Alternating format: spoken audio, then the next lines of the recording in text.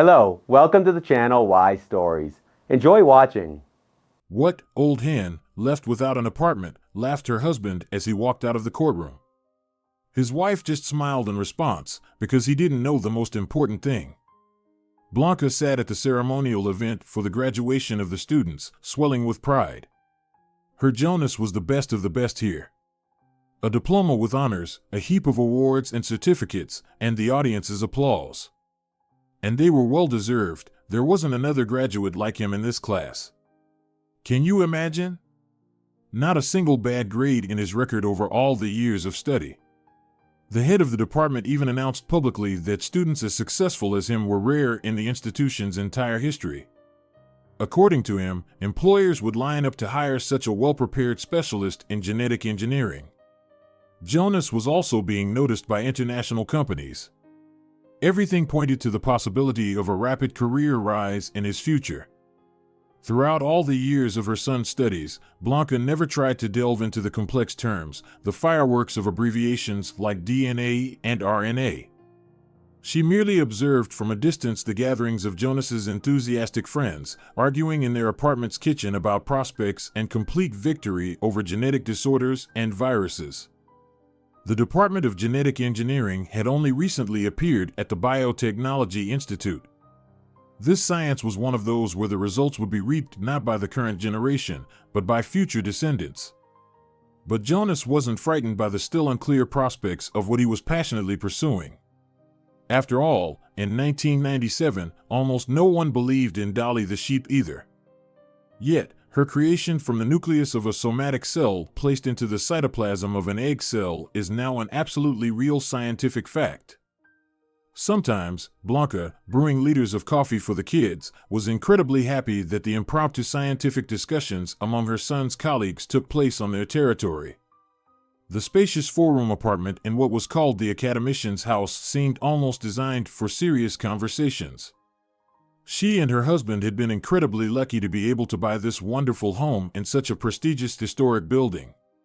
The owners, all together, were moving to America from the old but very sturdy building with bright square rooms, intricate stucco work, high ceilings, and 2 balconies with ornate railings. The purchase deal was completed in just a week. In their family, all the chronicles were tied to this beloved apartment. They had even created a sort of wall of honor there. Portraits painted by their artist uncle showing their happy faces, a series of memorable photos, souvenirs from various countries they had visited together. Sometimes Blanca would pause in front of this collection of moments frozen in time. Here's Jonas as a first grader, with frightened eyes and a bouquet of fluffy asters. Here they are, she and her husband Teo, on skis. And here's the 3 of them battling persistent ocean waves crashing on the shore. How much joy and happiness there was in their lives back then. And where did it all go over the years? Their love, hers and Teo's, had burned brightly, then smoldered, and eventually faded out.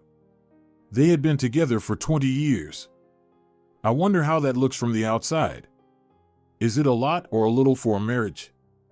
How does it look that just a month ago they were gathering guests in a restaurant for the 20th anniversary of their official family relationship, and yesterday they filed for divorce? Blanca didn't know the answer to that question.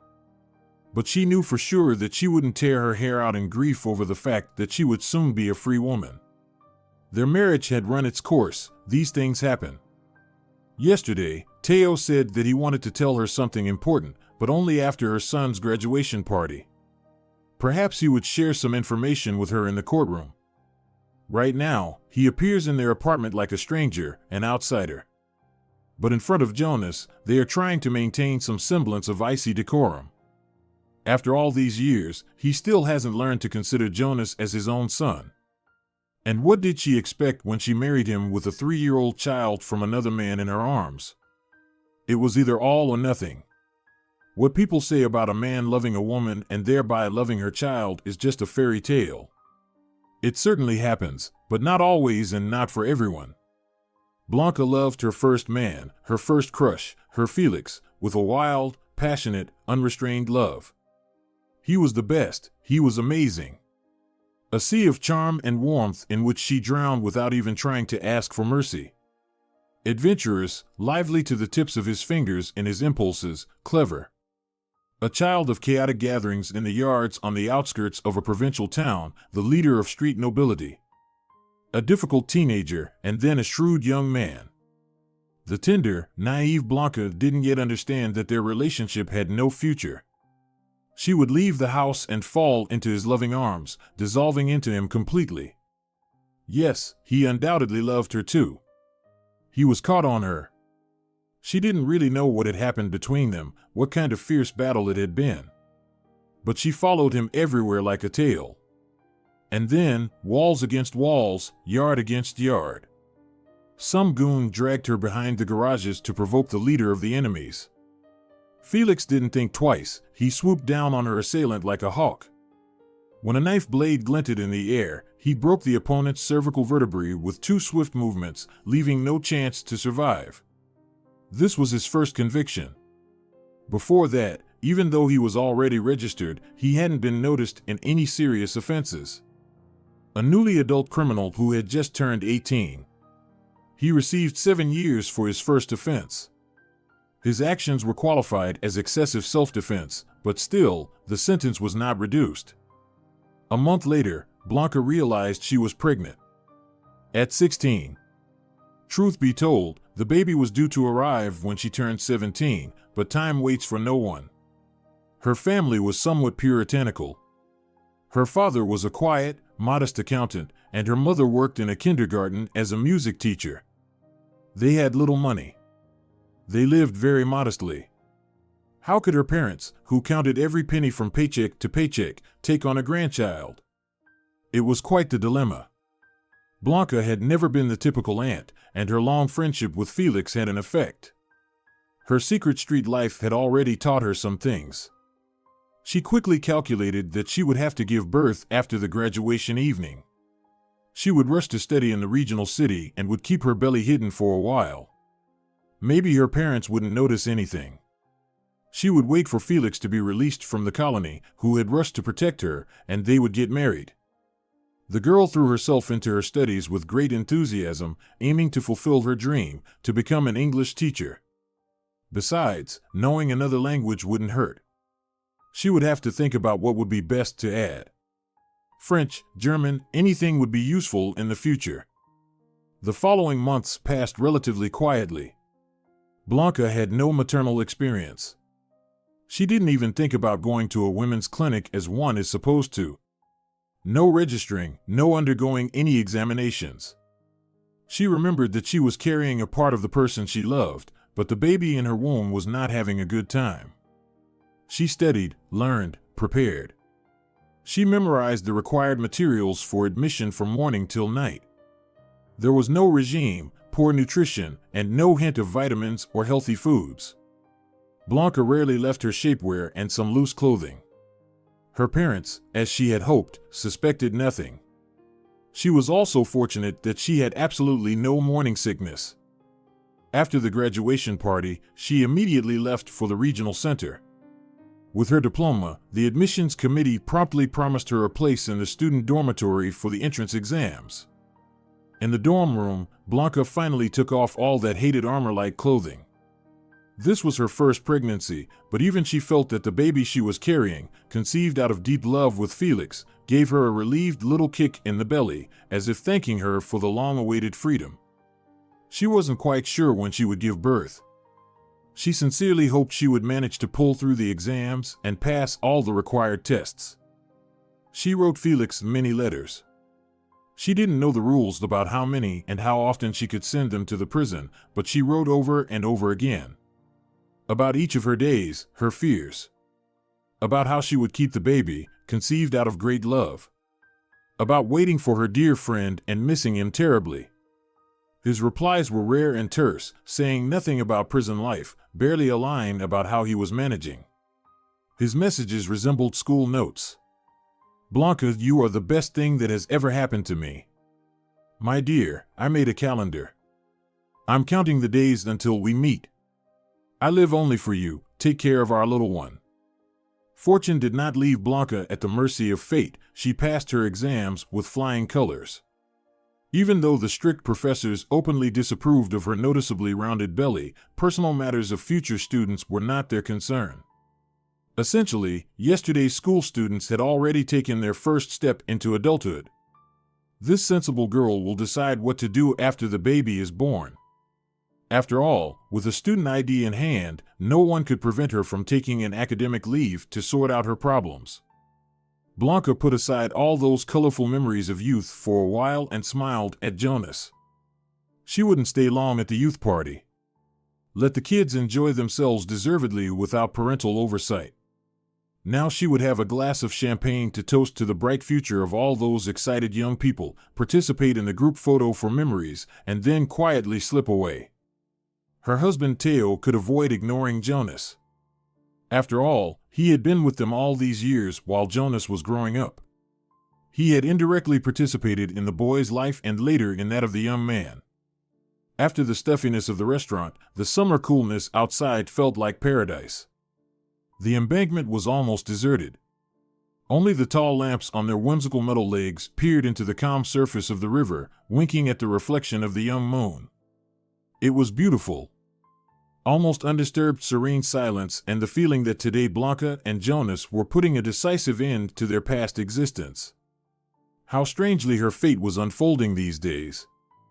The past year had been full of unexpected surprises from reckless youth. How they would reflect on her current life only time would tell. Blanca hadn't yet formed a definitive opinion about Jonas being invited to work in Edinburgh, Scotland. Not just anywhere, but at the very Roslin Institute of Biotechnologies and Biological Sciences. To those around, it seemed like a miracle. But this event had, in fact, quite real and understandable roots. In her time, she had herself graduated with honors from the Institute of Foreign Languages in her city and had defended her PhD dissertation on new methods of teaching English from early childhood. She had worked with Jonas from the age of 5. As a result of their mutual hard work, his English was just as good as his native language. Working with Blanca Avalos in the city was considered an undeniable stroke of luck. Just a couple of years after graduating, she worked as a translator, but for most of the time up until now, she had been engaged in private tutoring. Her students came from all walks of life. She was chosen for her main quality, guaranteed subject knowledge.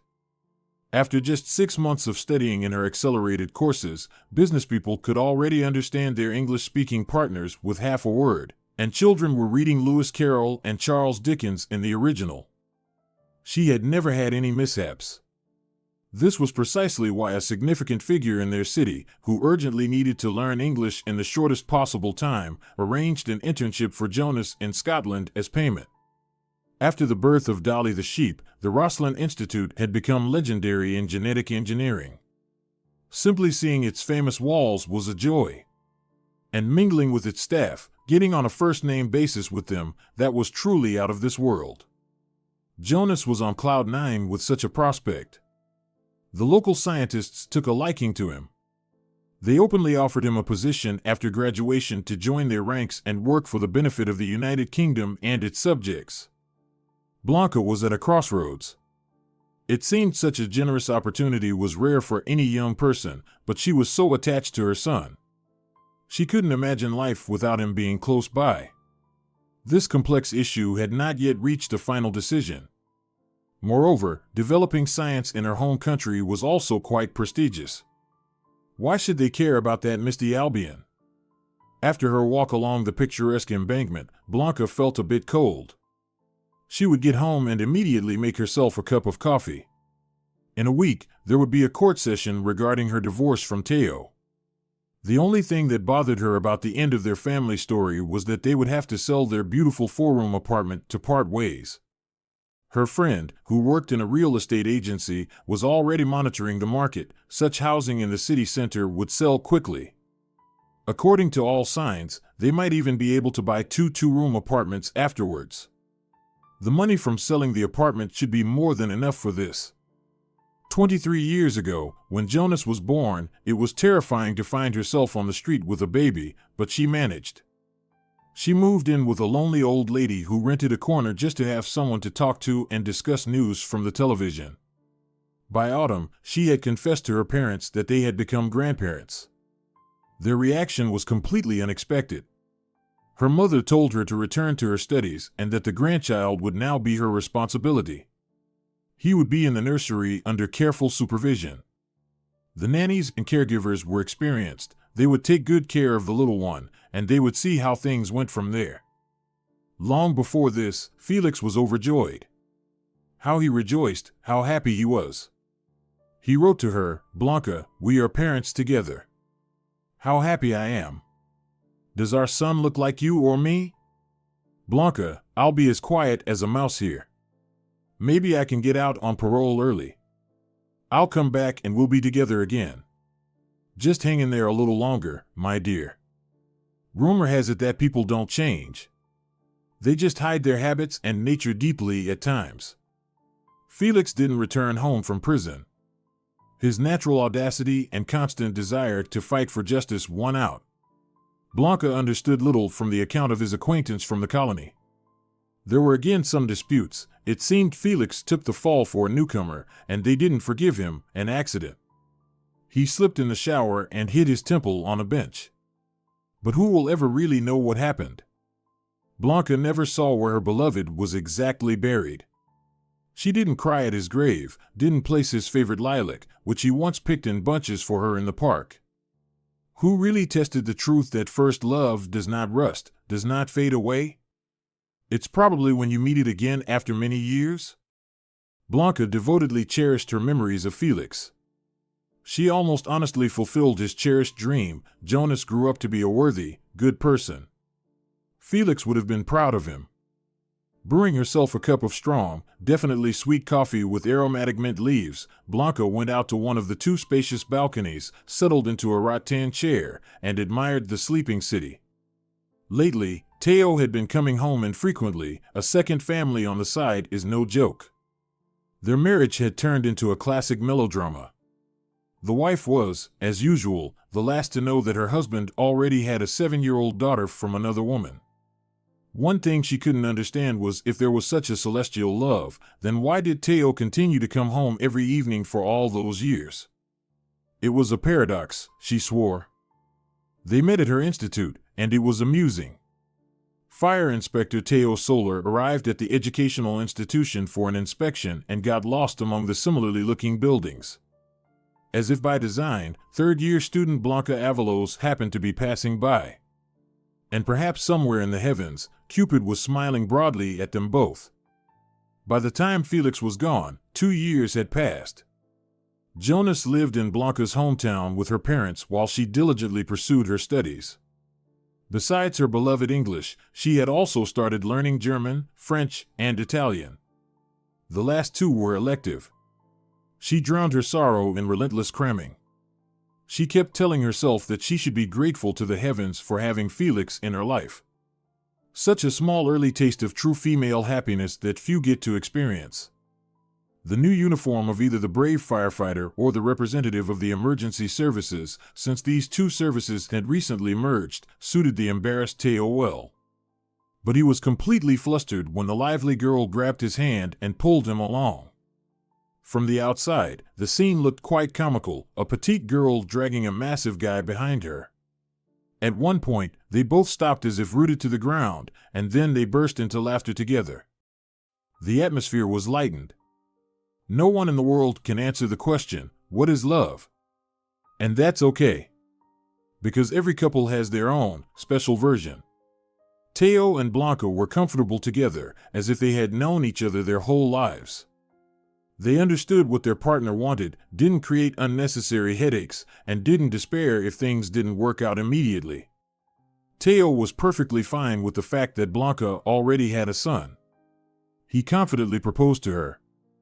I can't promise you, Blanca, that I will love your boy as my own, but I will be there as he grows up. I will help you with his upbringing in every way I can. I believe that's something. When Blanca agreed to marry him, she thought at the time, at least he was honest. He didn't give me any false illusions or empty hopes. They moved in together, started living as a family of two, pulling the cart of family together. Jonas treated his stepfather neutrally but seemed to sense some of his coldness and detachment. He didn't throw himself around Teo's neck or ask him to play or read to him. It turned out to be a family like any other. No better or worse than others. For a while, Blanca tried very hard to get pregnant but to no avail. She and Teo went to a lot of clinics, both private and public, futilely. All the doctors said the same thing: we see no obstacles to conception, be patient, everything will be fine. Apparently, after about 10 years of marriage, Teo's patience wore out. He first took up with a young mistress and then managed to become a father. Blanca knew nothing of this. She worked hard to earn money with her husband so that Jonas could have a decent childhood and youth, so they could travel a lot and explore the world. Their main family asset over the years was a huge apartment. Teo and Blanca were somewhat indifferent to country houses and cars. They never acquired such family treasures. It was not their custom to count who contributed how much to the family budget. Need to buy something? No problem. They'd dip into the household savings, take what they needed, and spend it. Blanca never found their family reserves empty. She didn't know anything about how Teo was helping his second family with money. Yes, she wasn't particularly concerned about it. Her husband's child should certainly not be hungry or barefoot. His mother shouldn't have to live in poverty either. It took them 20 years to build a semblance of nearly ideal relations. The experiment failed. Perhaps ideal relationships simply don't exist in the world. Blanca was about to stay on the balcony until dawn to have coffee with Jonas after his graduation party, but her eyes were treacherously drooping. She realized she was catastrophically losing the battle against sleep and hurried to the bedroom under the warm blanket. Her last thought was, I need to have a serious talk with Jonas to make my position clear that I don't want him to go abroad, especially given the new circumstances. With that, Blanca sank into the embrace of Morpheus. The fateful conversation between mother and son took place as she wished, the very next day. When she asked Jonas about his decision regarding Scotland, he almost joked. What are you talking about, Mom? Edinburgh? Jonas suddenly blushed, seated his mother at the table. Mom, please don't worry. Tomorrow I'm coming home with Esma. She's my girlfriend. She also graduated from our institute, but in a different specialty. I'm not going to Scotland. My home is here, with you and Esma. We're going to have a baby, Mom. I want you to be the first to know. If Blanca had been standing, her legs would have probably buckled from this news. She was going to be a grandmother at 40. What a life twist. If Felix were alive, they would have been such young grandparents. They'd probably have been quite a handful with their grandchildren. Blanca had long understood Felix was and remained the most important man in her life. There was no one else like him, and there never could be. Her bold, flexible, affectionate panther.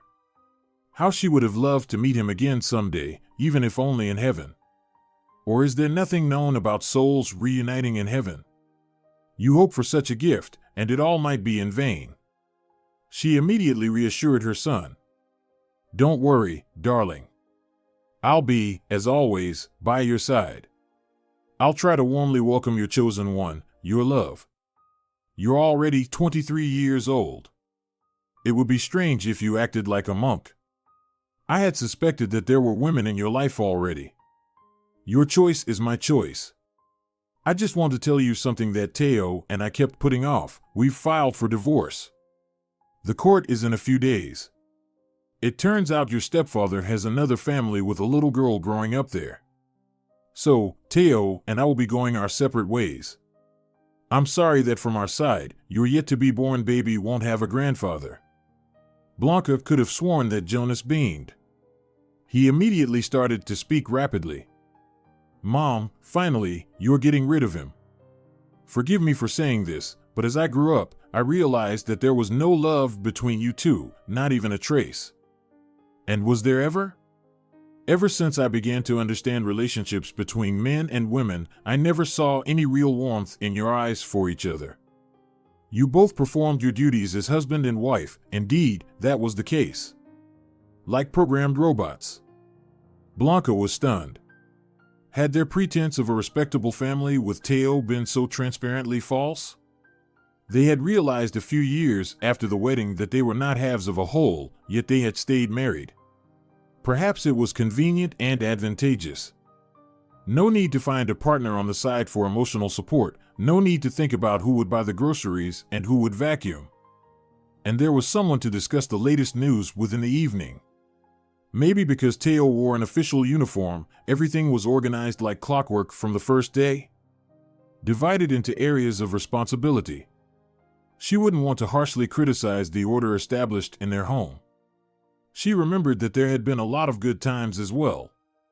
For instance, Jonas had been accustomed to a certain discipline from childhood but was always rewarded for any success. So, did she and Teo never manage to hide the truth from her boy? Did he sense the insincerity and just kept it hidden? What other skeletons would come to light with their divorce?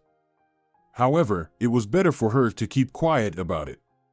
She wouldn't want the saying, "the secret always becomes known," to apply to her situation. A few days later, Blanca again sank into memories. The carefree evening in the dormitory after the entrance exams. Now she would be living here for a long time, just like her two roommates. They were currently chattering away about themselves, while she remained mostly silent. Her belly already showed that she had seen and experienced quite a bit in life. By evening, everyone finally fell silent and went to the shared kitchen to wash dishes. The kitchen, with its several gas stoves and two large refrigerators, was not far away, but suddenly Blanca was struck by a sharp pain. She stopped in fear. The pain grew rapidly, and a senior student was busy in the kitchen. Hearing Blanca's groans, the student rushed into the corridor and found her standing in a puddle. "Oh my goodness! You're in labor. Girls, call an ambulance right away. And you and I are going to your room to pack a hospital bag. When did the doctor say you were due?" Blanca honestly admitted that she had never been to any doctors during her pregnancy. Her involuntary helper grabbed her head. "You're insane. What recklessness. Now what's the point of lamenting over empty matters? We'll figure something out. My friend's boyfriend is studying at a medical institute. I'll ask her to call him. Maybe he can give us some useful advice." A solution was found. The ambulance summoned by the girls brought Blanca to a hospital ward, more like a shelter, where they accepted expectant mothers without documents. After that, she was no longer concerned about any details. At least they didn't leave her outside in her condition. After giving birth, she was placed in a ward with a young, very pretty woman. Blanca thought to herself that with such looks, her hospital roommate should be strutting on a runway rather than giving birth in such a place. You never know what life will throw at you, or what you'll see. It's amazing how much there is to be surprised about. Her hospital bedmate introduced herself with the unusual name Delma. She mentioned that she was actually called Del and added that in a few hours, they would be bringing their babies. It was best to get some sleep now, as there wouldn't be another chance. Exhausted from childbirth, Blanca agreed and soon fell asleep. The hours of strain had taken their toll. She could only think, "How is my boy? Felix will be so happy that we have a son." Blanca's thoughts about her recent labor were interrupted by a knock at the door. What a bad time for a distraction. It was Jonas and Esma. They had agreed to go to a cafe together today, and the young people had come to pick her up. How awkward. She wasn't even dressed yet. Maybe this is a sign that they shouldn't start their acquaintance outside the walls of her beloved apartment? Every inch of this place was familiar to her. Besides, it's easier to get to know each other without witnesses. Adjusting her sports jacket, Blanca decided to present herself to Esma in a simple, unadorned way. She greeted the young couple with a friendly smile and invited them to the kitchen. They loved that realm of delicious smells. It wasn't that the hostess was a culinary expert, but she had a few signature dishes in her repertoire. Just today, she had made a not very Uzbek and quite incorrect pilaf with homemade chicken bought at the market. She would soon put the crumbly rice with tasty pieces of meat on plates, quickly chop up a salad, and everything would be ready. Let Jonas show Esma the apartment for now. They had already discussed this. After their parents' divorce, the young couple and their baby would live with her. Esma's parents were far away, working under contract in one of the European countries. So, as the mother-in-law, she had everything in her hands. Blanca liked Esma from the first moment. She thought again, Felix would be so happy, he would have liked this choice of their son too.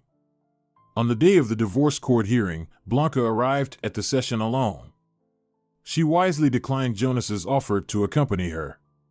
What was the point of possible bickering, scandals, or empty talk?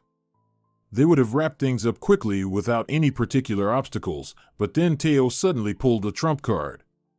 When the judge asked if the couple had any property disputes, Blanca's husband unexpectedly declared that they owned a 4-room apartment purchased during the marriage. But the situation was clear. Blanca could have no objections, as the apartment was legally in her mother-in-law's name, who had loaned the money for the purchase. When his daughter was born, Blanca's mother-in-law had transferred the property to Teo as a gift in honor of the arrival of their long-awaited granddaughter. After this unexpected monologue, Blanca was profoundly surprised by the newly revealed circumstances.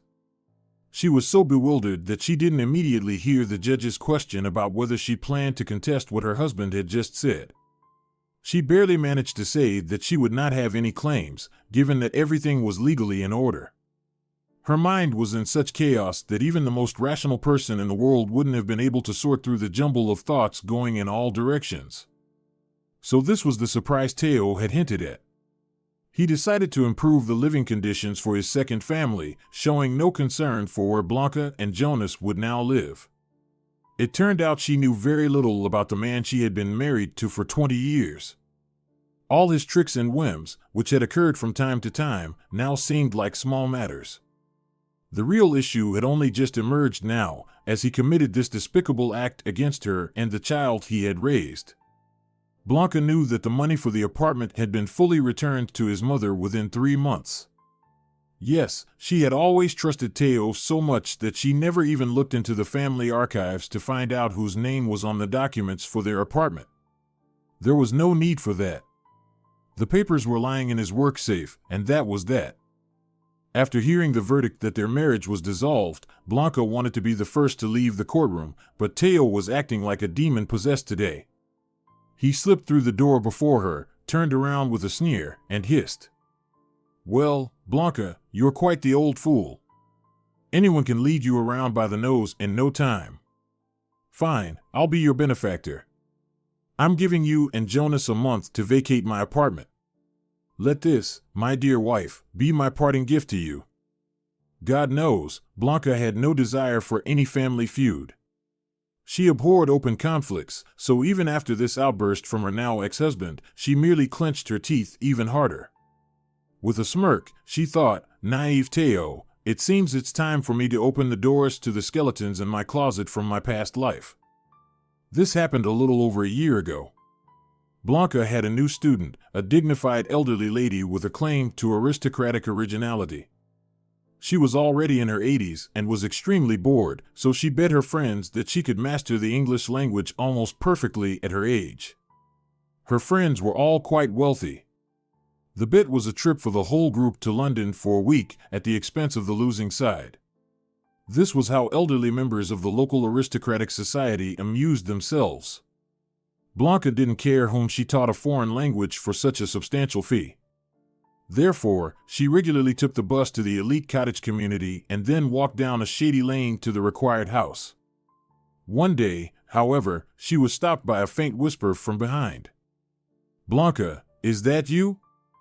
She turned sharply towards the gate in the high wrought iron fence.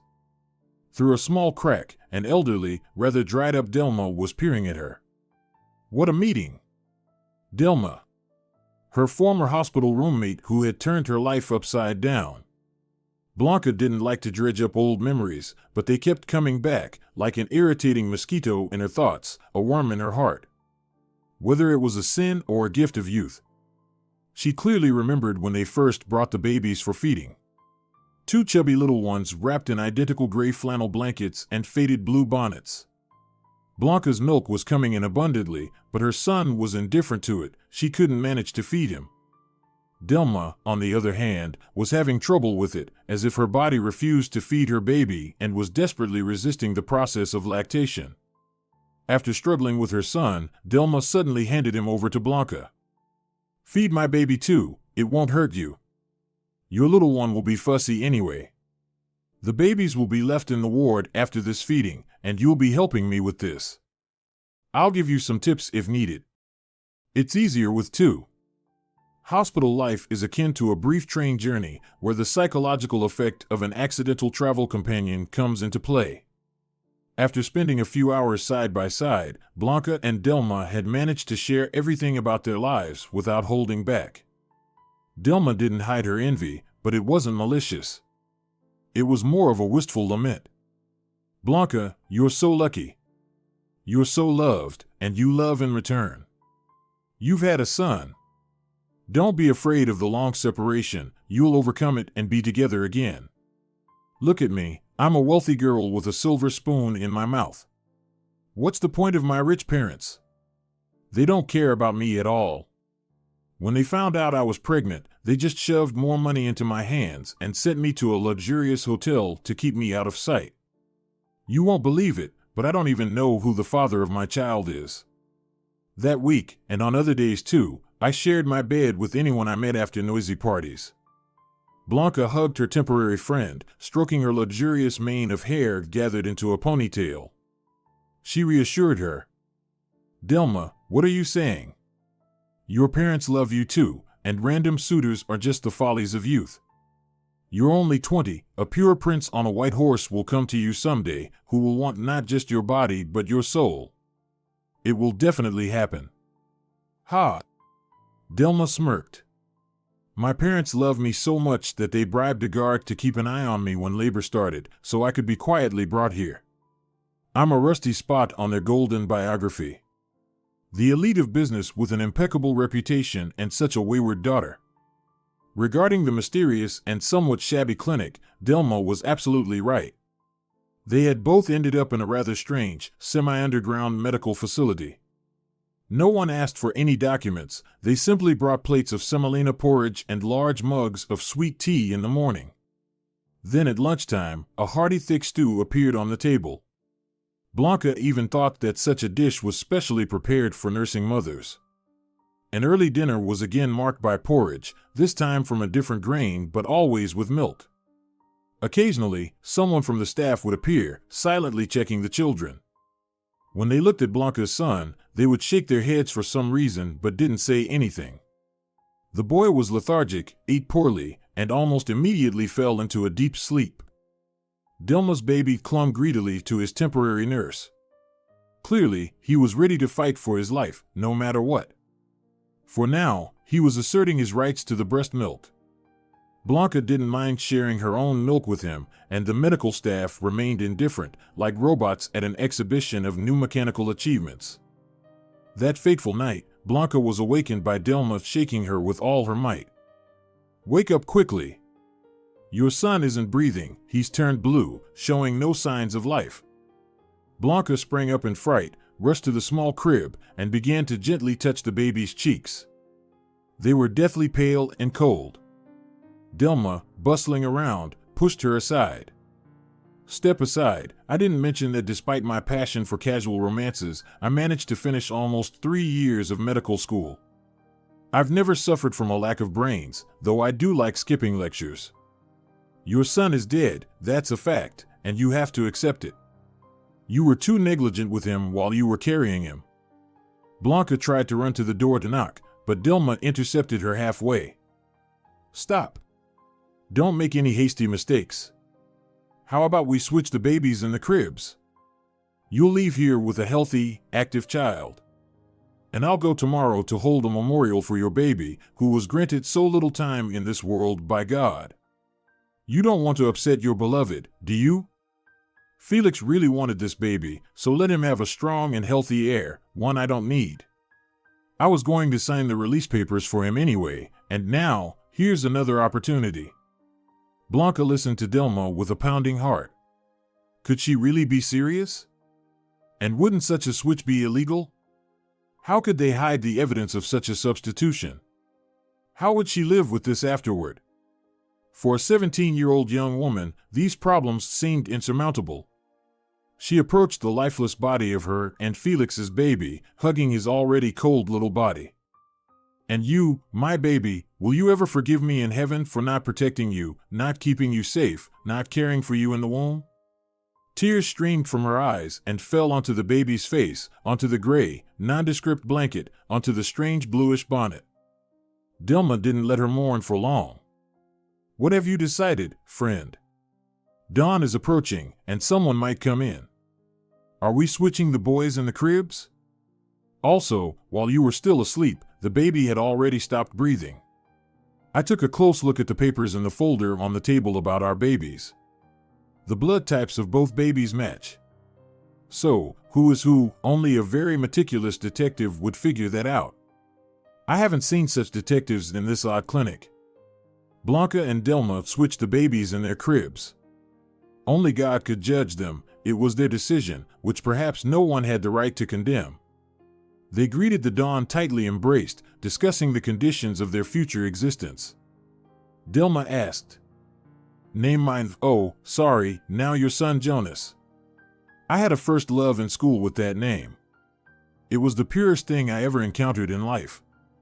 A charming geek with glasses and huge gray eyes, looking at the world with real wonder.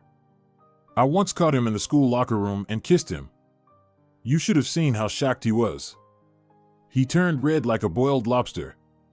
He pushed me away as if we had swapped roles. I was the impatient young man boldly seeking signs of love, and he was the innocent young lady. After that, he looked at me with disgusted indignation for a long time. Why? Am I not good looking? That's how I remember him. He never accepted my feelings. After the graduation party, we never saw each other again. Even with all my boldness, I couldn't bring myself to ask him for a farewell dance at the ball. Delma opened the window in the room, pulled out a cigarette from who knows where, and lit it. Please don't upset him. Although, I don't know. I'm somehow sure that you'll raise him into a good person. You and Felix will raise him. He is a worthy person. It doesn't matter that he's currently in prison. You can't rule out prison or poverty. Yes, about money. Forgive me, I've never been greedy, but right now I'm penniless. My parents have put me on a meager allowance. They did cover my stay at the hotel and the fruit, yes, that's true. But I have no money in my wallet. I can imagine how pleased they will be that their grandson has died. Their daughter won't disgrace the name of a respectable businessman with a child from an unknown father. Give your son my last name. And I promise I will disappear from your life forever. I won't seek meetings or interfere with Jonas's upbringing. It's now entirely your prerogative. Delma extinguished the cigarette on the windowsill, almost indifferently saying, It's dawn. It's time to put a full stop to this sad story. A long farewell for a little one to a new life means long tears. So, pull yourself together. We won't turn back time or our decision. Are you with me, Blanca? You have one more minute to think carefully. Blanca nodded decisively in response, silently. She gathered all her willpower to keep her composure. Delma approached the door and banged on it fiercely with her fist, shouting, Someone help! I woke up, and my son isn't breathing. In a few minutes, their room was filled with people. Delma, along with the dead baby, was taken somewhere. They saw each other only briefly afterward. The unfortunate mother, supposedly having lost her child, dryly gathered her things, patted Blanca on the shoulder, and reported. Everything went off without a hitch. The doctors believed that my son had a latent congenital heart defect. The kind that is irreversibly incurable but might reveal itself suddenly. So, they believed us. There is only one unpleasant detail for you. I registered your child under my last name. He will be buried in a special section for such early departed children. You will never be able to visit his grave because I signed papers stating that I do not want to know where he will be buried. Blanca twitched at the decision, finding it unfair. But then she thought that Delma was stronger than she was. It wasn't worth tearing herself apart needlessly. The doctor said that she and Jonas would be discharged the day after tomorrow. Their charitable involvement in their fate would end there. From then on, she had to handle her problems on her own. Soon, Blanca found the lonely old lady who agreed to take her and the baby in. Then her parents got involved, and there was also an introduction to a dashing firefighter, leading to a long marriage with him. Life moved on. Jonas was registered under her surname. She never hid from her son that he was not born of Teo, but she never mentioned that she was not his biological mother. No one had known about this fact in her life until now. More than 20 years passed. Delma had kept her promise and never appeared on her horizon under any pretext. And now, here she was, standing before her. Her face was ashen, her eyes and skin jaundiced.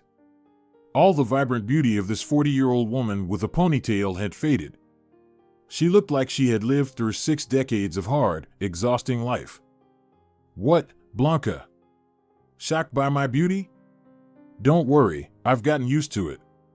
It's all because I managed to contract viral hepatitis from one of my lovers. And it's the most dangerous kind, leading me hand in hand to a fatal outcome. For my liver, which has been ravaged by alcohol, this burden was excessive. But I'm not disheartened. I've lived and seen a lot in my lifetime. Come in, I have something serious to discuss. And don't be afraid. I won't interfere with your life with Jonas. Blanca promised Delma that she would visit her right after her English lesson with her elderly student. They exchanged a few more inconsequential pleasantries and parted ways. However, in the evening, they ended up talking for a long time, as if those 2 decades of colorful separation had never existed. Blanca did not mention that she had checked on Delma, who lived 2 houses away, through her curious, know-it-all neighbor. Her neighbor's responses were both surprising and shocking. Delma, the troublemaker? I know her. She's a careless old woman but incredibly kind. Always bringing all sorts of vagrants into her home. She set up a little house with a bath in her yard for homeless people. Her helpers find them God knows where, clean them up, feed them, and help with paperwork. After all her husbands, she has no kitten or child. She just takes care of the marginalized. There are even rumors that she sponsors some sort of maternity hospital for lost mothers. I once asked her why she bothers with all this filth and trouble. And she replied that she has a great sin that she can't atone for or repent. I didn't understand what she meant, so I let it go. Blanca went to meet her former ward mentally prepared. Delma remained the same inside, reckless, decisive, and daring. She was very disappointed that Blanca hadn't waited for her beloved from prison. She said through clenched teeth, "Oh, I hoped that my son would grow up with true love by his side. What a tough life. Is this husband of yours decent? Is he not mistreating our boy?" Blanca assured her that everything was as good as it could be and that they lived harmoniously. She showed Delma photos of her grown son, and Delma was happy for him. As for the fact that Teo had never come to love Jonas, Delma didn't need to mention it. She was an impulsive lady. Some things are better left unsaid, just as one shouldn't air dirty laundry everywhere. Delma told Blanca about herself, saying she had been officially married 3 times. And, as for pregnancies, fate had not been stingy with her, she had terminated them. Without much hassle and in the early stages. After pouring herself a generous glass of brandy, she grinned and asked, "Do you judge me, Blanca? It's not for you to judge me. I wanted to make my life as bright as possible, and I succeeded.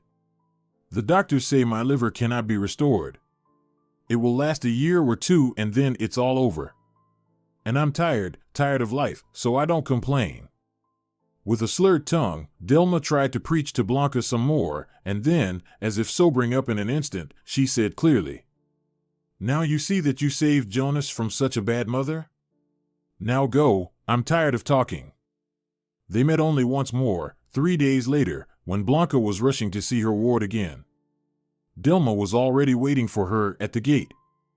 "Drop by for 5 minutes, I won't keep you long. And listen carefully.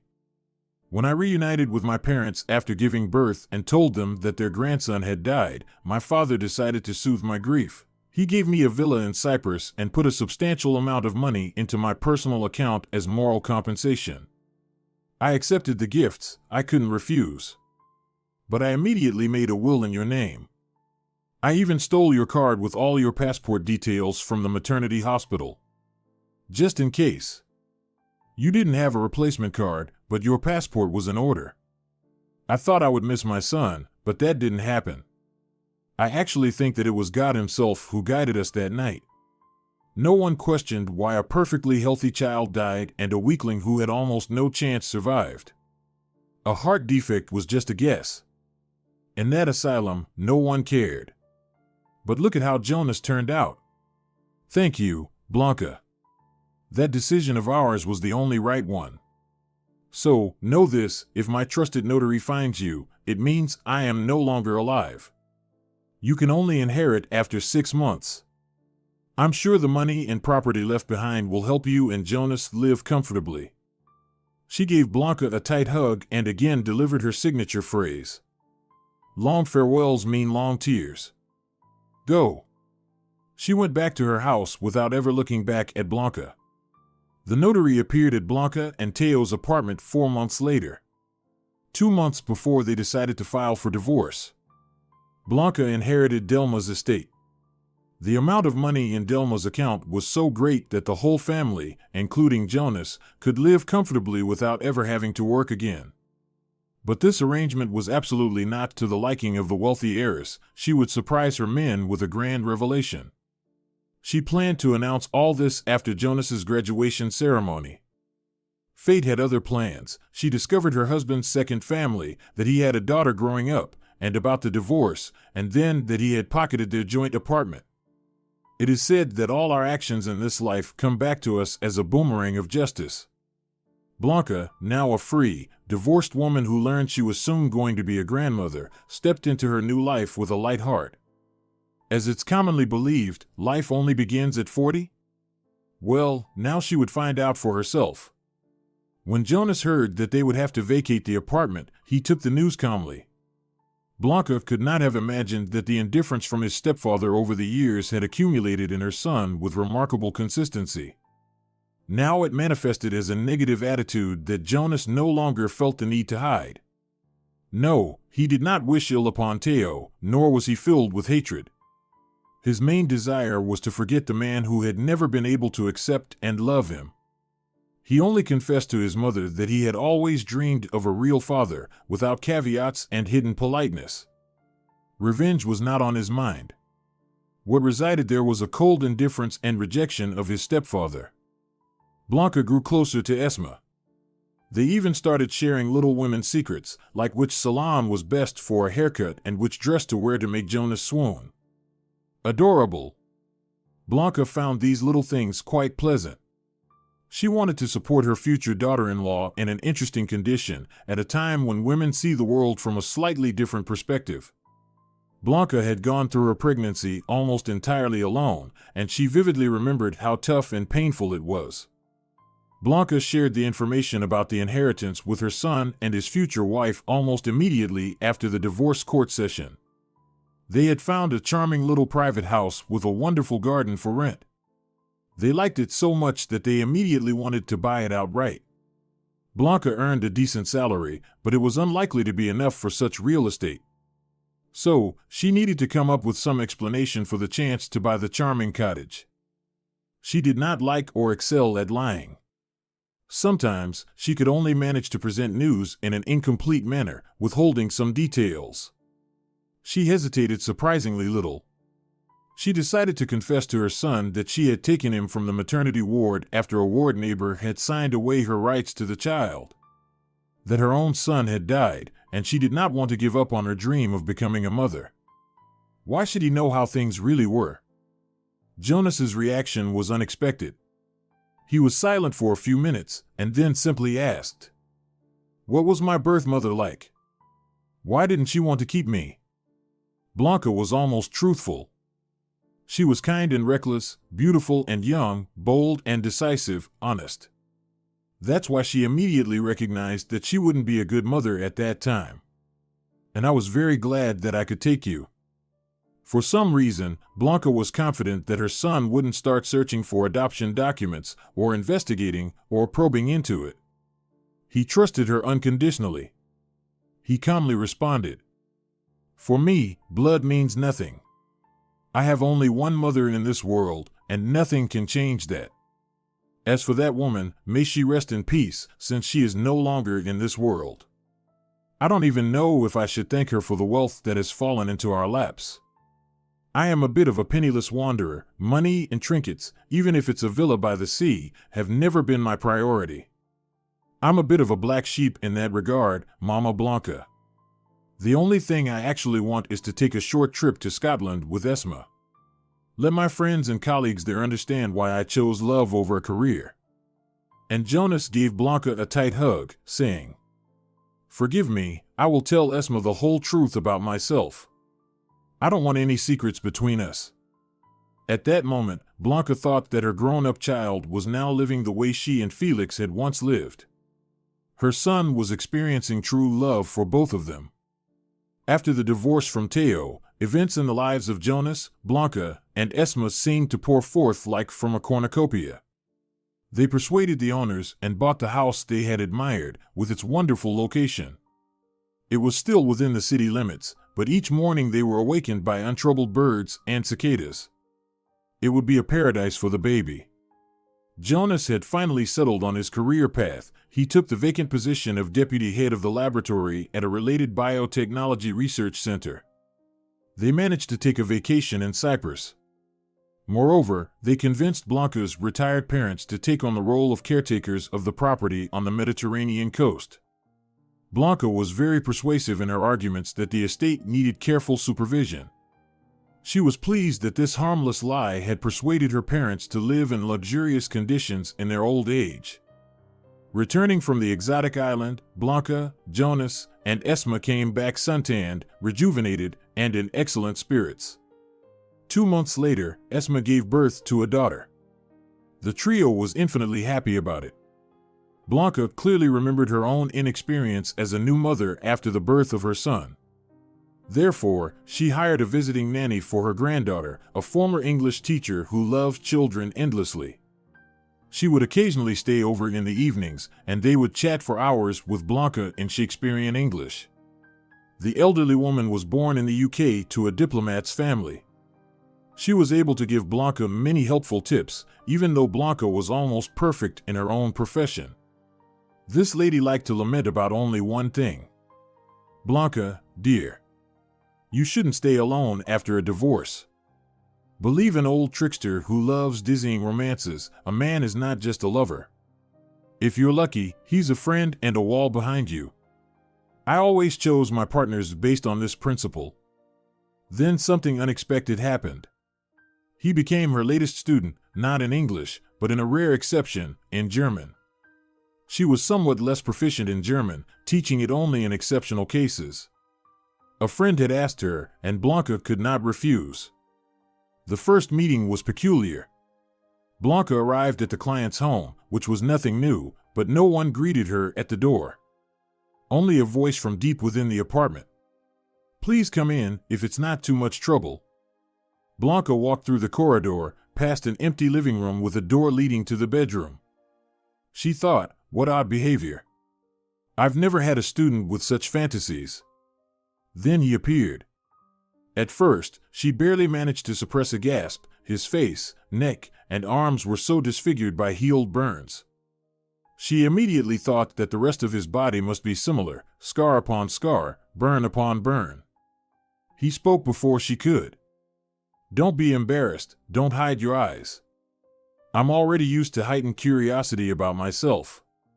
Believe me, everything has healed and become familiar to me. Now, about our business together. I'm a professional engraver. I create inscriptions on various items. I work with a partner who specializes in artistic casting. We have a shared workshop. We recently signed a contract with a German company. They've already provided us with a list of inscriptions that need to be engraved on their products. I'm concerned because the phrases all look different from one another. It's not really my business, but I would still like to understand their meanings. Blanca had already overcome her initial shock. She immediately focused on the task at hand and was somewhat surprised. Why do you need to learn the language in general? I can easily translate the content of each inscription for you. You'll be informed and armed with knowledge. She finally looked up at him and faltered mid-sentence. Yes, she knew that miracles don't happen and that people don't return from the other side, but it had been nearly 25 years, and her Felix was certainly no longer alive. But this man had his eyes, just as mischievous and daring, just as warm and attentive. Everything else was different: his figure, height, hair. He was a completely different person. But she suddenly felt something so familiar in him that her heart skipped a beat. Enzo was perceptive, just like Felix had once been. It was as if he sensed that she was looking at his soul rather than his many scars. To lighten the mood, he suggested having a cup of coffee. She accepted. Half an hour later, they were chatting as if they had known each other for a lifetime. After the first lesson, Blanca suddenly realized that some sort of magic had occurred. She completely stopped noticing any flaws in Enzo's appearance. She returned home so excited that even Jonas and Esma noticed that something had changed in her. To their curious questions, she responded evasively. I don't know which people have the saying "a time to scatter stones" and "a time to gather stones," but I definitely understand its meaning. It indicates that someone's life has reached a moment when something new and significant must happen. And now is the most suitable time for it. I also strongly feel that changes are coming in my destiny. May they be happy changes. But for now, my dear ones, let's go have some coffee. On the way home, I stopped by our favorite bakery.